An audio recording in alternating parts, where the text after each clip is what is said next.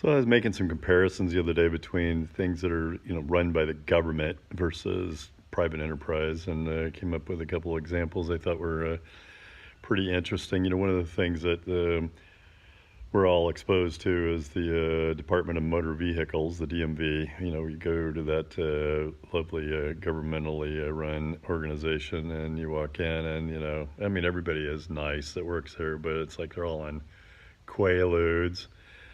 Hi, may I help you? And I'm the other like literally. I stood in line for 20 minutes the other day, and get to the front of the line, and the lady told me I was in the wrong line, and that was the informational booth. So, it's just like it's ridiculous. And you have an appointment, takes you 2 hours to be seen and get whatever business, to get your license renewed or whatever. It's crazy. I mean, you compare that to something that's, privately run like McDonald's.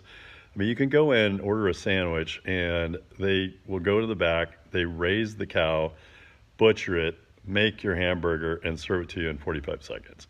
I mean, that's the difference. And those, I mean, maybe that's not a fair comparison because, they're serving up different kinds of, things. But anyway, it's just it's a little nutty, and things like the NASA program. And NASA is another governmental organization, space program, and they've been working on that for a long time. And now Elon Musk has come out with SpaceX, and so it's a privately run thing. So I mean, Elon Musk he had a spaceship that went, into space. I was watching this on the news, and went up, and the booster rocket came back down to Earth and landed on a postage-sized, relatively speaking, little floating thing in the ocean with 6-foot waves, and it only missed its mark by 6 feet. I mean, that's incredible. NASA's space program, they went to the moon and they came back, and their object was to aim for Earth. So yeah, that was a little different, but and they made it into the ocean, so everybody was safe. But anyway, a couple of big examples. I mean, Elon Musk's thing, the incredible thing, he took two rockets. I don't know even if there were two different booster portions or whatever, but they came down and they landed simultaneously. I mean, I can't get that kind of synchronization with my two windshield wipers on my car. That was amazing. I mean, this guy is incredible, and now with everything that's going on in in the environment. I mean, my wife is well, I think my wife is becoming schizophrenic. She's been, every time I go outside, she points up into the sky and shows me all the chemtrails. She thinks that the government is laying down these chemicals in the atmosphere to, reflect the sun, or, for population growth or whatever it is. But I mean, that's not the crazy part. The crazy part is that she now has pointed out that they're laying them down in like hyphens, so that whenever the wind blows, it kind of disseminates and looks more like individual clouds instead of a straight line, which obviously would raise awareness that they're doing something nefarious. But okay, honey, that's fine. So my wife and I have two amazing kids and one other one. Well, we don't ever tell them which the other one is, but they're actually all fantastic. But it keeps them a little bit more competitive if you always keep them guessing, which is the other one.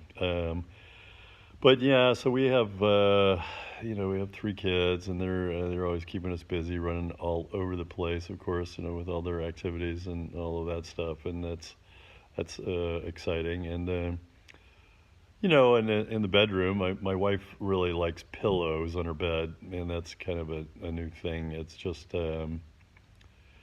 she's had, I don't know, she's just had this thing for pillows, and we just got a new sleep system, bed system, and so anyway, it involves numbers, and hers is 25, which means that's how many pillows her bed will hold, is 25, and mine is 2, which means I don't have any pillows.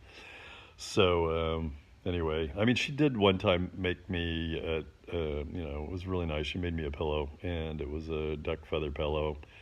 I slept on it for a year about, and in all truthfulness, it wasn't actually that comfortable. I think she should have killed the duck first, but yeah, it was a nice gesture just to And speaking of animals, one of the things that sort of interests me is the differences between me and a dog. I was thinking of the other day, and one of the things I think that really separates us is I really like sitting on the patio and enjoying a nice glass of iced tea, maybe with a mint sprig in it and whatever. And a dog just can't drink iced tea like a normal person. So I think that's one of the bigger differences between us. And the other thing is they've got these long curled nails that always have dirt underneath them, and that would just drive me crazy. I think that would be a horrible existence to have that kind of a situation all the time. And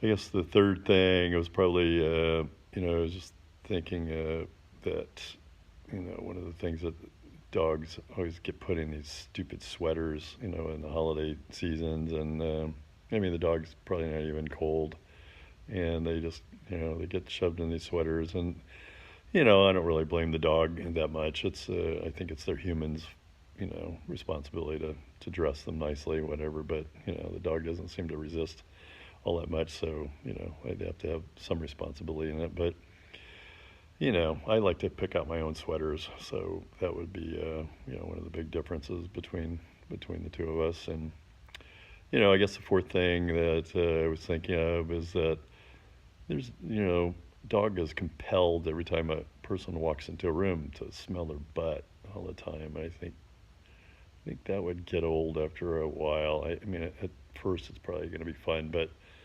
especially if somebody comes over multiple times and you're constantly, running up and sniffing their butt, it would be kind of embarrassing, I think, after a while, and just turn weird. So, that thing, and then, I guess lastly, that dogs have this compulsion to always lick their butts, and I don't think, I'm pretty sure, yeah, I think I would not like that. It's kind of weird. So anyway, I mean, those are some of the major differences between me and a dog. Anyway, this whole cell phone thing has really taken off. I just saw on the news that Apple sold $64 billion worth of iPhones, and that's pretty impressive for one quarter.